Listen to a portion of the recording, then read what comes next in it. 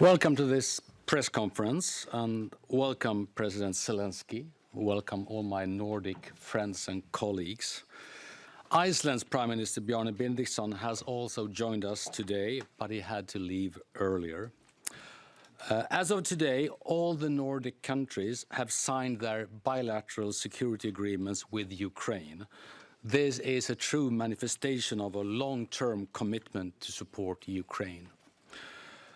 After more than 10 years of Russian aggression and more than 2 years of full-scale Russian warfare, Ukraine continues to fight with an extraordinary determination. This means that we confirm our commitment to strengthening Ukraine's defense capabilities by providing military equipment, training, and help to develop Ukraine's own defense industry. Our support will be guided by Ukraine's needs. Thus far, the Nordic countries together have supported Ukraine with approximately 17 billion euros in civil and military support. Sweden's latest military support package, announced just a few days ago, has a very clear focus.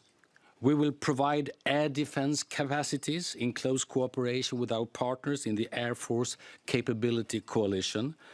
And the package includes 2 airborne surveillance and control aircrafts, which will significantly strengthen the Ukrainian air defense.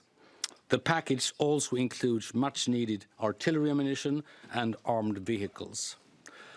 I know my fellow Swedes right now are proud to support Ukraine. It is a true investment, not only in Ukraine's security, but also in Sweden's and Europe's. Volodymyr, you and the Ukrainian people can count on continued strong Nordic support. Our strategic aim is Ukrainian victory. We also welcome Ukraine's peace formula based on international law and the UN Charter, including respect for Ukraine's territorial integrity. And we will participate on the highest level at the upcoming Peace Summit in Switzerland and contribute to a broad global participation. Let me conclude by reaffirming our support for Ukraine's integration into the Euro-Atlantic community. Ukraine's rightful place is in NATO, and we will continue to encourage Ukraine's path towards EU membership. We stand with Ukraine for as long as it takes. Over to you, President Zelenskyj. Thanks so much. Thank you so much, Ulf. Thank you, Prime Minister. Thank you, first of all, for the superb organization of our summits. Alexander, Mr. President of Finland, Madam Prime Minister of Denmark, Jonas, Mr. Prime Minister of Norway, dear journalists. Before I begin, I want to share some good news, very good. Today our team managed to bring back 75 people from Russian captivity. These are both military personnel and civilians. Their families have been waiting for them at home for so long, and I'm happy that we could continue this work of freeing the captives. Each return of Ukrainians demonstrates that it is possible to restore freedom and safety to all our people, and I thank everyone who helps. So today was our 3rd summit Ukraine, Northern Europe, and in this format we can feel true alliance. And I am grateful to Sweden, thank you so much again, to Norway, Denmark, Finland and Iceland for the rock-solid support in defending Ukraine against Russian terror and Russian aggression. We in Ukraine never wanted this war, and it's true, and are doing everything to establish a just peace as soon as possible. This is only possible through sufficient military strength and strong diplomacy. Our today's negotiations were dedicated exactly to this. First, unfortunately, Putin had the captivity and has the capability to expand the war. The situation for him is far from as good as he tries to portray it, but he can still expand terror against our cities and villages, attempt to widen the combat area, and is preparing more military force near our borders. Russia is also signaling that it might be ready to commit aggressive provocations, particularly against borders in the Baltic region. We must change this. The key to positive changes for us on the front and in the war overall is air defense, of course. Russia has no other fundamental advantage besides aerial bombs, missiles, and combat aircraft. We must do everything to destroy Russian combat aircraft, just as we are already destroying Russian warships in the Black Sea region. For this, we need Patriot air defense systems, and today we talked about how to speed up the delivery of Patriot systems to Ukraine. And I thank my colleagues for their understanding. Second, we have established a new security architecture within our so-called Ukraine, Northern Europe, with 5 security agreements already signed. Today, agreements were signed with Sweden, Norway, and Iceland, earlier with Denmark and Finland. These are truly strong security measures that will strengthen us from now until Ukraine joins NATO. The agreements outline the scope of military support this year alone. The combined military support in all 5 agreements amounts to 6 billion euros, which is significant. Thank you so much, partners. And additionally, we confirmed our extensive defense cooperation, including joint production of weapons and joint production of equipment. We also formalized our joint political efforts to strengthen the EU and NATO. Thank you for your clear commitments on these issues for Ukraine. And today we discussed in detail the need to start negotiations on Ukraine's EU membership as early as June, and the preparation for the NATO summit in Washington. The summit must be productive, and Ukraine believes that this cannot be achieved without addressing the issue of Ukraine's invitation to NATO. And third, our diplomacy must be as effective as our weapons. The most important thing right now is the peace summit. It needs to become truly global summit. At this moment, we already have nearly 100 states and international organizations participating in the summit, but Russia is blackmailing some leaders and trying to block the participation of certain countries. We also do not yet have confirmation from some of partners, and today we discussed how we can strengthen our peace efforts together, the peace summit, and I thank you for your help. Thank you so much for your support. Slava Ukraini. Thank you so much, Volodymyr. Thank you so much. Alexander Stubb, you will unfortunately have to catch a flight later on, so please. Yeah, thanks. Thank you very much, Ulf. I'll make it short and try to summarize why we as Nordics are here and why we have all 5 of us signed a security agreement with Ukraine, and why we have supported with Ukraine with, roughly speaking, 17 billion euros. I think there's a short-term aim, there's a medium-term aim, and there's a long-term aim. The short-term aim is to provide Ukraine with ammunition, with military vehicles, with defense material, so that it can win this war. The situation on the ground is critical, and I call upon all of our Western allies and those who support Ukraine in its defense against Russian aggression and imperialism to help out as they best can. The medium-term aim of us is to provide what President Zelenskyj rightly called a just peace. And therefore, I think it's of utmost importance that as many countries from around the world as possible participate in the Peace Forum in Switzerland on the 15th of June. I call upon as many countries from the global south, global east, and of course the global West, including the United States, to be there. It is a question of how we find a common path towards peace. That is what President Zelenskyj and the Ukrainian people are trying to do. The final and third aim is to give maximum support for Ukraine towards EU membership and towards NATO membership. It must be made clear to a country like Russia and to a leader like Putin that aggression has consequences, and those consequences are that Ukraine is European, a member of the European Union, and a member of NATO. Thank you. Thank you so much, Alexander. Thanks for being here as well. Thank you. Mette Fredriksson, please. Thank you for hosting us, and thank you, Volodymyr, for joining us today. I don't have a lot to add. You have already said what is most important, but we hope with today's meeting that it's a strong message that all the people in the Nordic region of Europe stands firmly with Ukraine, and we have said it from the beginning. We will support you as long as it takes, and that's what we have repeated for you today. Today's meeting is necessary, and the second message is very clear. We must speed up and we must scale up our support for Ukraine because the situation on the battlefield is so critical. Now we have security commitments from all Nordic countries. We have donated a lot, and we are all willing to donate more.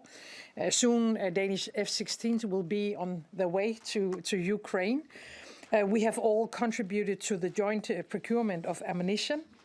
And we are all agreeing now on the need to scale up our own defense industries and at the same time, and this is, I would like to underline this, support the production on weapons, on ammunition, on drones in Ukraine.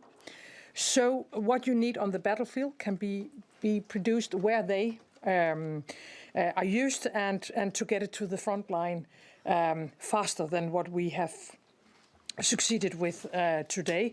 There's a risk all the time that we as allies outside Ukraine donate too little and too late, and we have to change that so you will get the needed help much faster.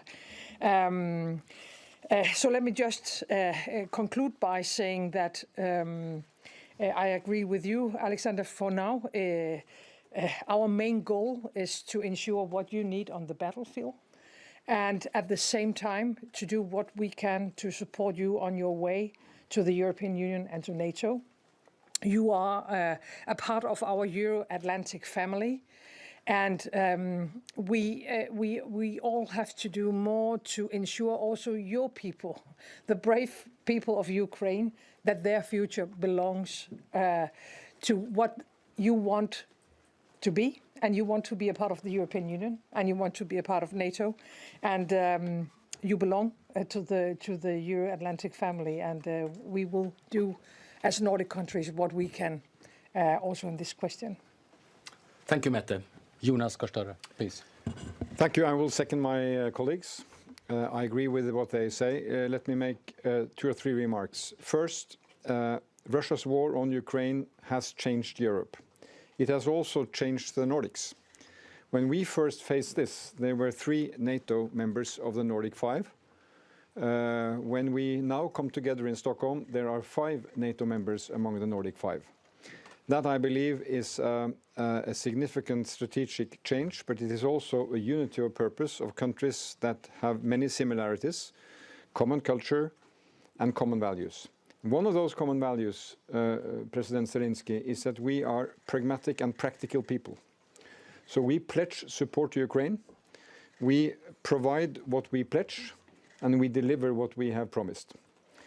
Now we want to be very practical in hearing your call for air defense, in hearing your call, providing from what we may have, helping to fund what others may have and be able to contribute. And we listen carefully to what you and your staff ask when they have precise issues you would like to raise. For example, for Norway, we are together with the United Kingdom chairing the maritime dimension of the support, and we will provide more maritime support to what it takes to defend Ukraine from the sea. We are today announcing additional financial support to provide part of these air defense systems from other partners in Europe. And I'm happy to see that move forward, and we will be impatient and be on the phone with our colleagues to make that happen, because time is of the essence. Again, Norway is proud to support and to sign the security agreement, a 10-year engagement. Our agreements are very similar, as you know. So in 1 year, we have reached those agreements, and we will do what it takes to follow them up. We will be present in Switzerland in some 2 weeks' time.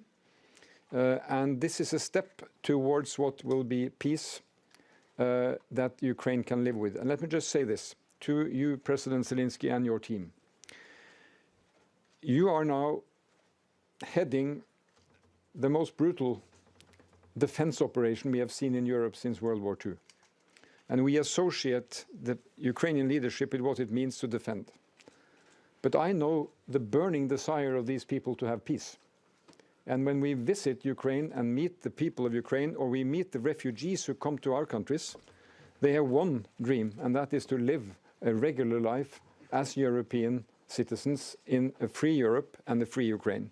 So let us not lose that perspective. This is really about the lives of people. And we, the Nordics who enjoy peace, we feel that this is not an isolated value. It is a value we need to fight for and share with our other friends. So again, meeting with you here in a Nordic setting for the 3rd time in 1 year is a very meaningful use of our time. So thank you. Thank you so much, Jonas, and please, thank you so much. Over to questions. Yes, over to questions, and we will have the questions in English. We ask you to keep them short. We ask you to direct the question, and only one question per media. We will start with Reuters over here. Simon Johnson from Reuters. This is to President Zelenskyj. Can you confirm that the US has given Ukraine at least limited permission to use US-supplied weapons to respond to Russian aggression in Russian territory? You can use this as a cross-border weapon, at least in the area of Kharkiv. And can you explain what they've said, how they are limiting those? The use of those weapons. If you could give us some details about that, that would be great. Thank you. Thank you so much. We've got a message from American side early in the morning today. I've got this message from my military guys, but I can't tell you the details about it. I want to see in practice what will be, but I think anyway, this is some step forward to that goal which we discussed before, to make possibility to defend our people who live in the villages through the borderline. And that's it. For today, that's it. The next question from Hilla at Helsingin Sanomat. Yes. Hi. Could you provide an update on the current status of the mobilization? The recently passed mobilization law indicates that 800,000 conscripts have been registered at the conscript offices. As per law, those called to the front during a state of war are required to undergo 3 months of basic training. Based on this, when and how many new Ukrainian troops could potentially be deployed as a result of the new law? Розгорнути, що мається на увазі?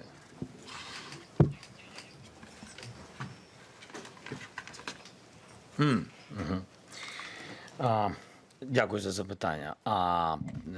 Якщо можна, я відповім. Thank you so much for this question. If I may, I will reply in English language regarding mobilization. I'd like for you all just to understand the technical details. The mobilization never ended for us. In times of war, mobilization is obligatory. The war goes on, mobilization goes on. So the law of parliament, it adopted certain changes to the legislation on martial law, on the law of mobilization, Today, the registration must be obligatory for men that are of mobilized age. That is the digitalization of this process. In order not to have many various registries, because nobody was preparing for such war, and technologically now we have an opportunity to register for every person, and this does not necessarily mean that the person goes to the front. No, this is an obligation for each of us who is of mobilization age to be registered. And this is an open data. You can see that now more than 1 million people have registered. This does not mean that these people will be mobilized. I underscore this yet again. The mobilization was going and it goes on. I will be honest with you. After this law, the mobilization has increased, honestly. Mads Kosager at DR. Over there. Yes, thank you. Mr. Zelenskyj, as the Danish Prime Minister Mette Frederiksen said, soon the F-16 planes will be in Ukraine. Do you expect no restrictions for the use of them, not only around Kharkiv, but along the entire front line, also for hitting Russian planes launching these glide bombs? And how important is that question for you, the question about the restrictions on the F-16s?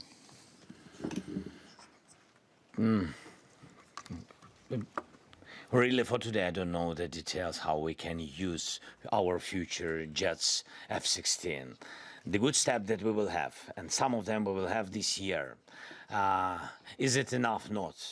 Do we have too much of them? Not.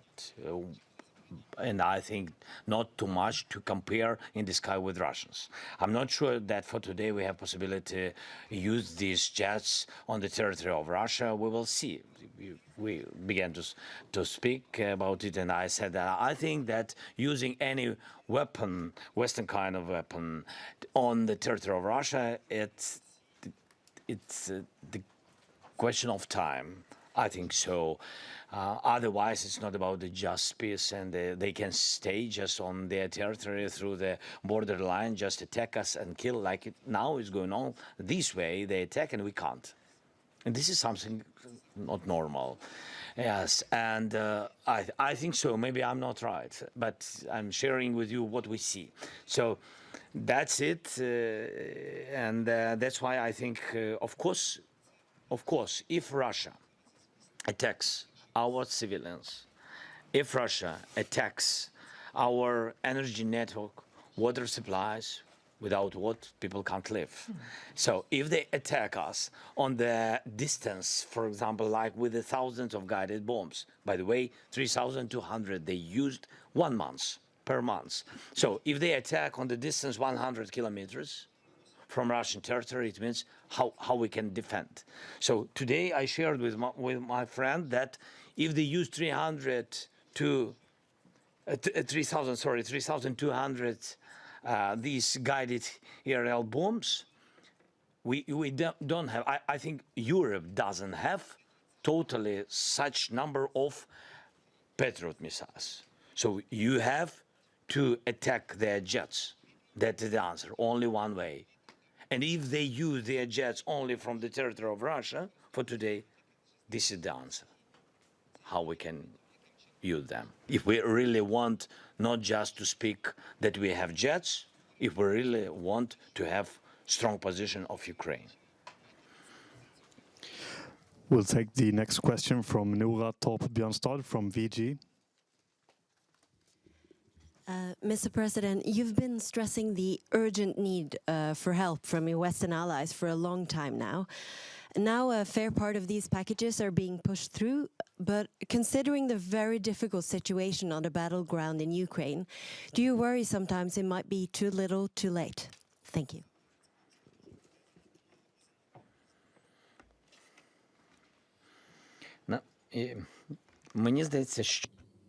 I think that the most difficult situation is with time. The biggest issue is time.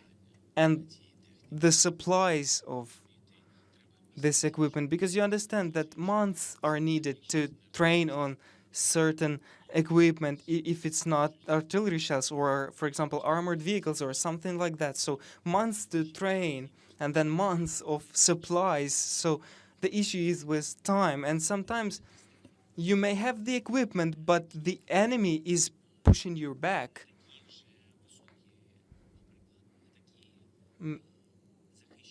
To the positions that are not that well defended, and therefore I believe that everything is connected only to this. I can't say that Ukraine achieved packages. It is good, and we're grateful to our partners, to the United States of America, for the great supplement that was voted for in Congress. But after the voting, there should be steps of agreeing, approving the supplies, training, etc. So from the moment of acceptance of the supplement to the moment when you can use it, half a year can pass, or even more. And it seems to me that this is the main enemy of ours, the slow supplies. Then we'll go to Hedda Berglund from Swedish television. Yes, I also have a question for President Zelenskyj from Swedish Public Service Television. Sweden is putting plans to send Gripen jets to Ukraine on hold. This as Sweden's been asked to wait while the F-16 fighter jets are being introduced. Do you think that this is the right strategy, or should Sweden reconsider providing Gripen aircrafts instead? We had the Prime Minister about Gripens. My position that we are training, for example, we train now our guys, pilots on F-16. Since the decision of, for example, Prime Minister of Denmark, Mette, from the positive decision in August, yes, last year, now they're finishing, guys. So this is 1 year. It's not depends on Mette or on me or on you. It depends on this process. The process is too slow of training mission.